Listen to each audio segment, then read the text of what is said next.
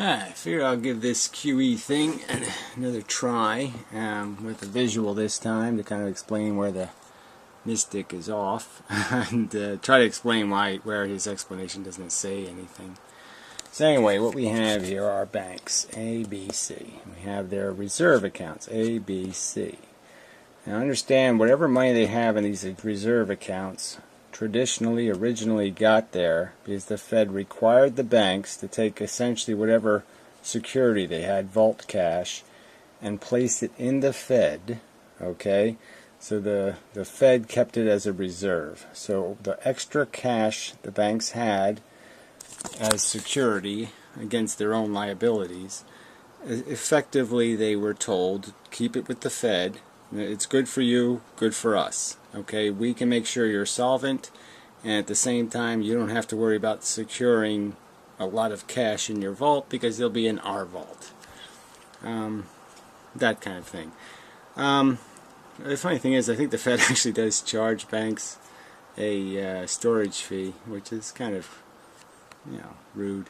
Anyway, so this little block here, the O, is the owner, and this here's the football, the security or the treasury.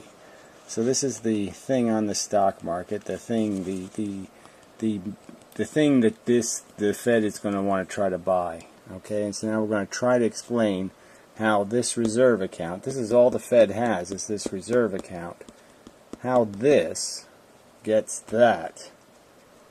That's what's going on here. So this is all the Fed is. Okay, so let's just understand, the Fed is just this reserve account, and all the cash in it, it only functions. Cash has to go in. I can't spell cash. There. Okay, cash has to go in, and cash can go out. Okay, to the banks. But that's it. It's a cash device. Okay, so you can think of it as a cash machine or something. It doesn't matter what goes on inside of here. Cash has to fill it up, and cash empties it. Okay, it empties with cash, but what happens in here is only between A, B, and C. Like A could have 90, B could have 10, and C could have 5. Or in the next day, B has 5 and C has 120. It doesn't, but all the total has to remain the same. So let's just start with a zero total, just to make this less complicated. Or, any total, just say 100 or something. And they all have, well, let's make it 90, and then they all have 30 or something. And now let's figure out how we go and we get this thing. Okay, so let's put a price tag. Let's just say it costs 1 trillion. Let's just say that's what it costs, 1 trillion. And that's what we want to buy. And so how do we do it from here? Now the Fed's, and I mean the mystic says, well, the Fed just makes digits. Just makes something.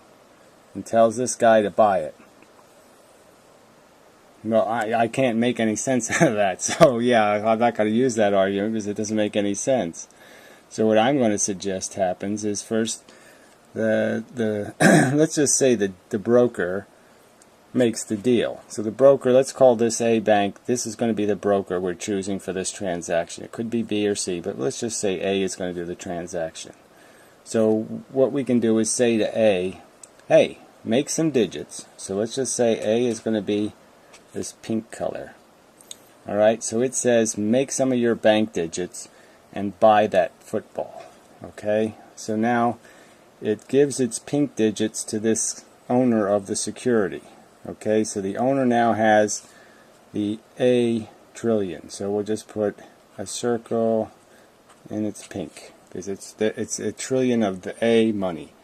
It has their label on it. Okay, so that's what this guy owner has, and now the football goes to A. And now why would A give us the football? Right? We want the football. So what are we going to give A to get A to give us the football? Well, we can put 1 trillion in its reserve account. So now it has 1 trillion in its reserve account. And so now A will say, okay, this is 1 trillion liability.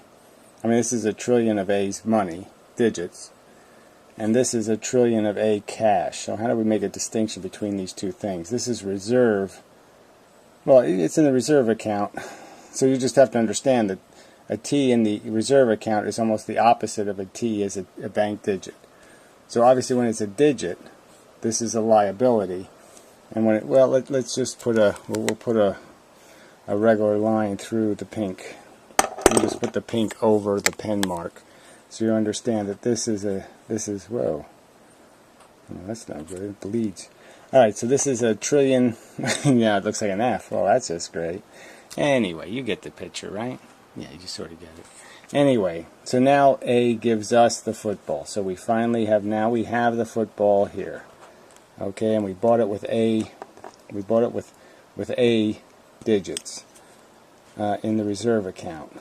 Essentially, we bought it. Now those digits are in the reserve account, $1 trillion. So A now has $1 trillion. B still only has 90. So let's put the numbers in, just to make this easy. So this is B still only has 90, and well 30, right? I said 30, and C only has 30 still, and A has $1 trillion 30, because we just put $1 trillion in there to make up to get it to buy the security. Now, the key to this thing, like in physics, is like this is antimatter and matter. These two things have to bang into each other. This cash has to bang into this liability for them to go away. Yeah, it's the only way they can go away. So somehow the key is this liability, right? So now let's say this liability, this guy, the rich guy who got the $1 trillion, let's say he bought something through a transaction through a bank just like we just did, and so he deposits it in bank C. So now bank C has the $1 trillion. Okay, so it now has the $1 trillion. And it now has a liability loose, okay, called, we'll use another color, so we use the blue, and so it basically it now has the liability of $1 trillion in blue. So now the owner guy now has a blue $1 trillion, and the C guy has a pink $1 trillion. You could say something like that. Yeah. But this won't matter, because the real key is who owns the $1 trillion. Okay, so now Bank C has the $1 trillion. Alright, and we have the football, and Bank A has $1 trillion in its reserve account. So every day, this stuff all comes into the Federal Reserve. Every day the books get balanced. Okay, so now let's look at the balance sheet for the day for these banks, right? Bank A lost $1 trillion. Okay, so it let loose $1 trillion in liabilities. All right, and but it got $1 trillion in reserve digits.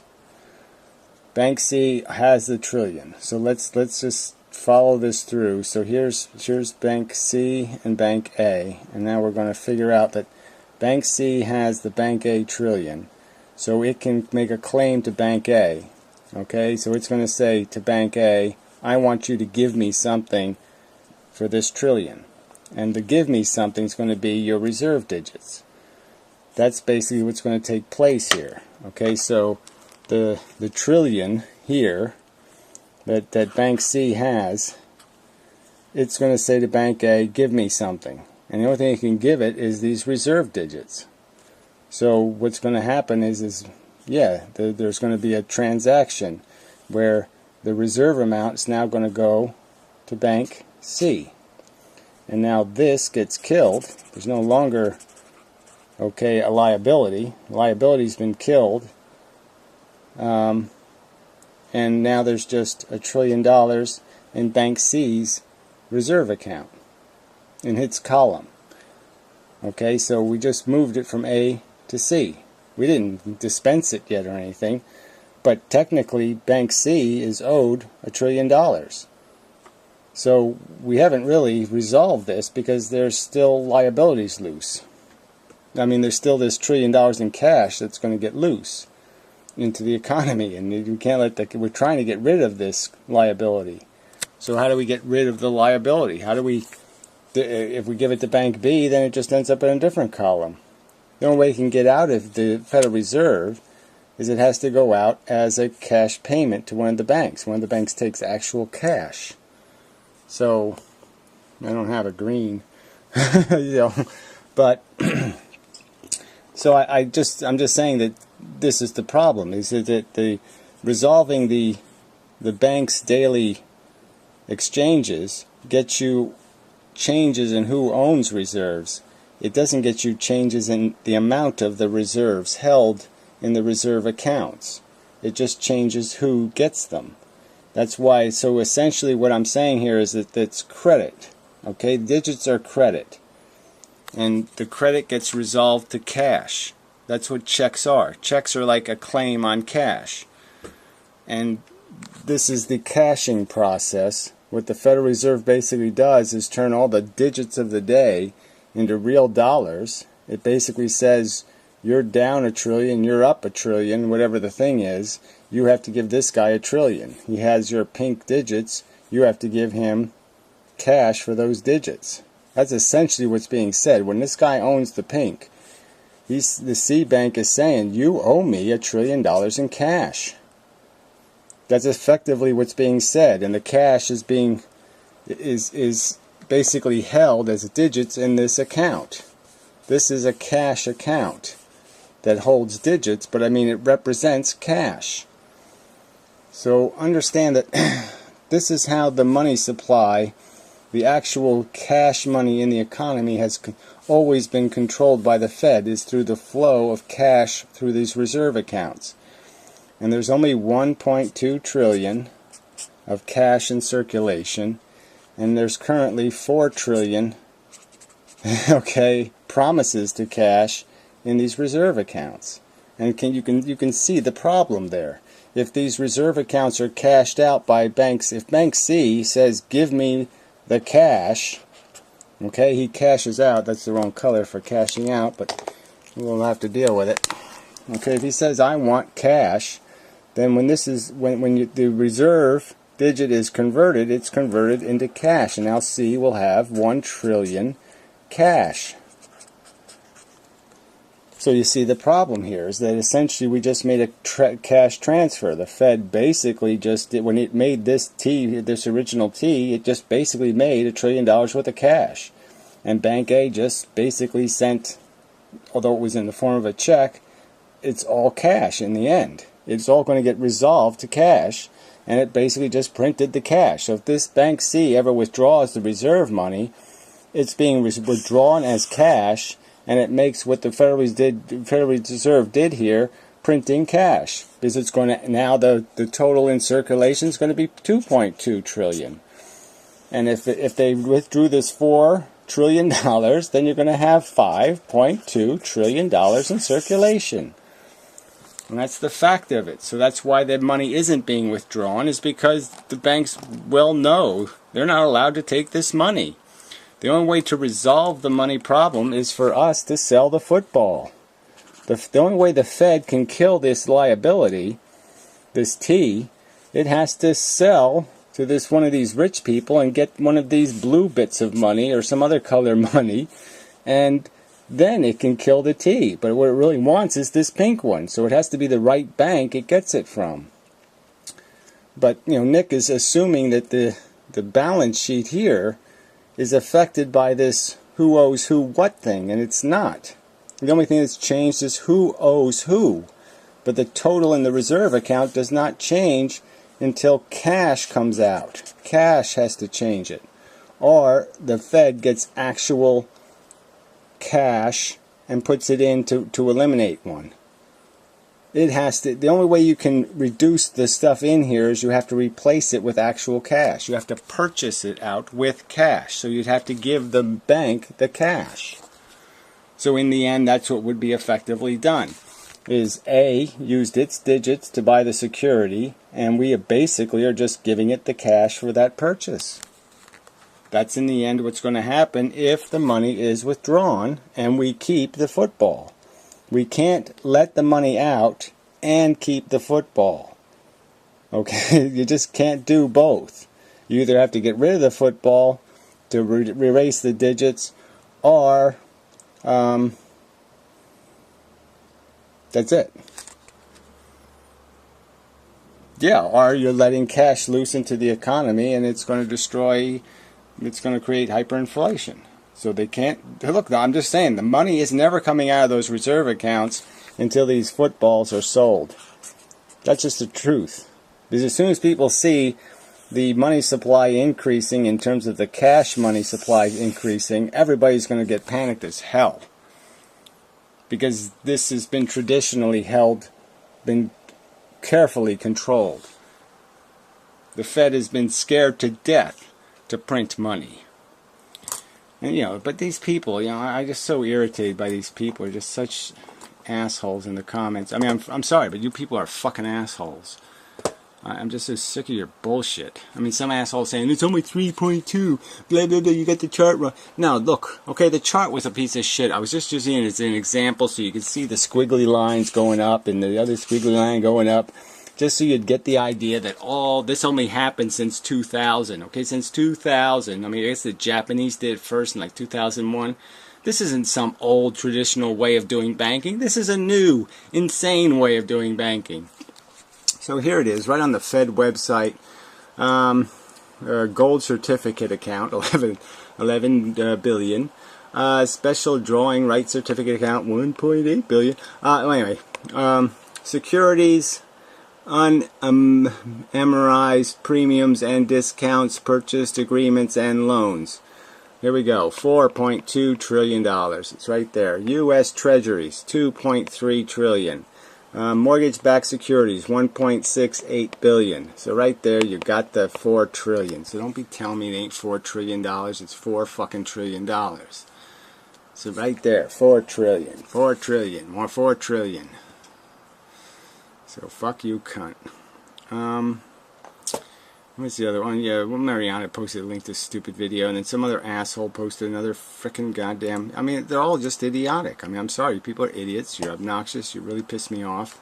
I mean, so here, linky on how QE works in regards to creating money. There are others, but this one is short and sweet. Key sentence: the Fed's unique ability to create money. I mean, this is just stupid. It can't create money without consequence. Means there's virtually no limit to how much the Fed can expand the balance sheet. Well, there is a limit, as I'm pointing out, okay? It comes back to haunt you. The only way to get the money out of these accounts is to sell this shit, okay? And they have to sell this shit and in a market that's going to allow them to sell the shit. And if they sell the shit, they're going to drive the market down. The British estimate that QE increased the British stock market 28%. That's all this is for. This is just to bubble the stock market, goddammit. I mean, shit. People are just so stupid. But there's no... If the Fed could fucking make money, why would they issue bonds, retard? Why would we pay interest still on World War II tanks if the Fed could just print money and pay off the loans? You jackass. I mean, it's just such a stupid, idiotic notion. But yes, it will be printed money if this reserve money is allowed out. So Nick's guy who says, well, they could withdraw the money and buy equities, yeah, that's a pile of crap. The only equities they can buy is this football. Okay, the one the Fed owns. If they buy the equities the Fed owns, then the math will work. But if they buy anything on the stock, if they buy Google stock with the money, then it's released into the economy. You've fucking diluted the money. You've diluted cash. And by diluting cash's value, you'll create hyperinflation. So I'm guaranteeing you the reserve money will never leave the reserve accounts until the securities are sold. Because again, everybody's going to notice when this money, when this number starts increasing, the cash in circulation numbers start increasing, people are going to see that. And they're going to say, how did that happen? And they're going to say, oh yeah, it's that QE crap. We sure as hell had that wrong, didn't we? They didn't just make digits. You know, they didn't just make them out of thin air. No, they gave them cash money. A cash liability. Fuck. Okay. This really is. I'm sorry. It's irritating because it's not terribly complex what's going on. I mean, it's not that many moving parts. I mean, obviously each one of these things has moving parts. I mean, dealers are different than banks, brokers are different than dealers, blah, blah, blah, blah, blah. There's all kinds of different little conniving ways that this turns blue and then turns green, then turns blue, pink, green, boom. I mean, it switches between banks. But I mean, the basic dynamic, if you just understand what these things are, when a bank makes digits, it's like a check, you know?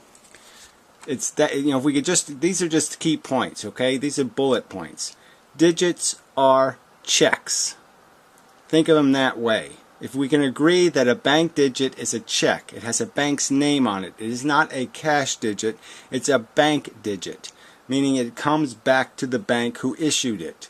The bank who issued it will, when the Fed resolves it, be responsible to produce cash for the digits. The digits right here, when the Fed does the daily balance, this is when the digits are converted into cash. All the checks, all the digits of the day, all the checks issued of the day will be resolved to cash money, and it's done right there in the reserve account.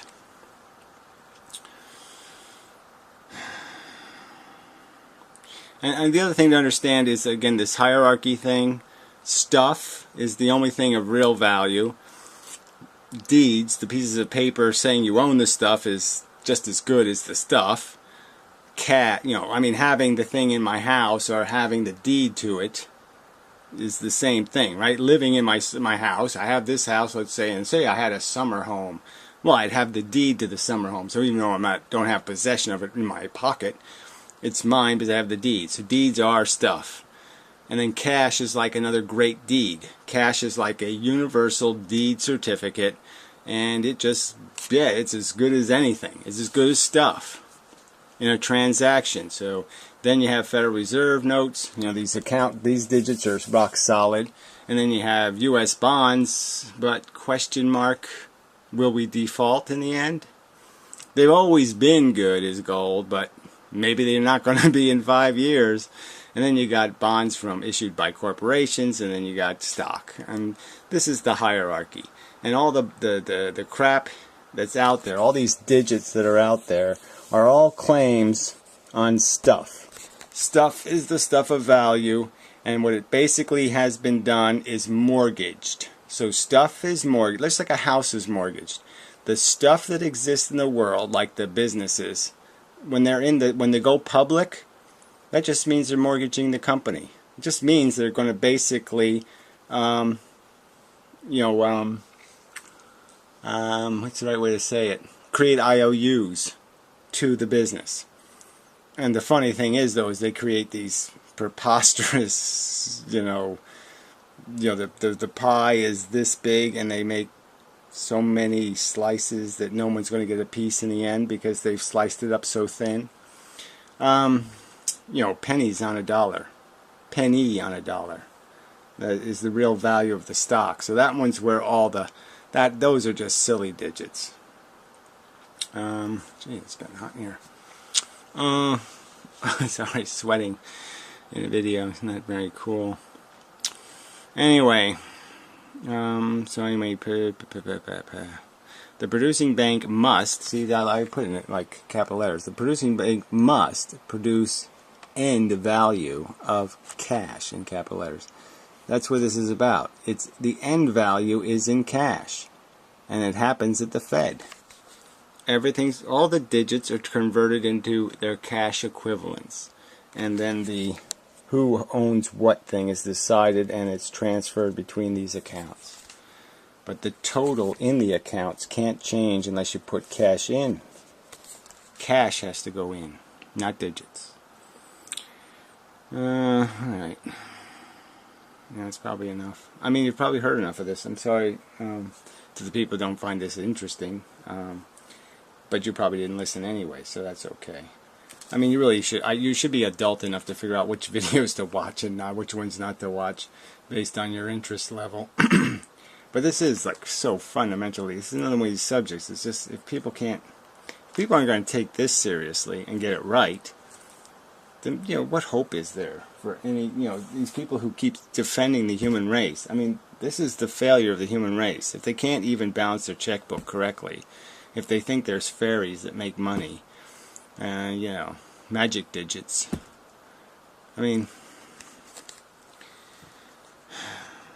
this is pathetic. But yeah, the whole human race is pathetic. It believes in magic gods, magic digits, magic money, magic stuff, magic everything, magic everywhere.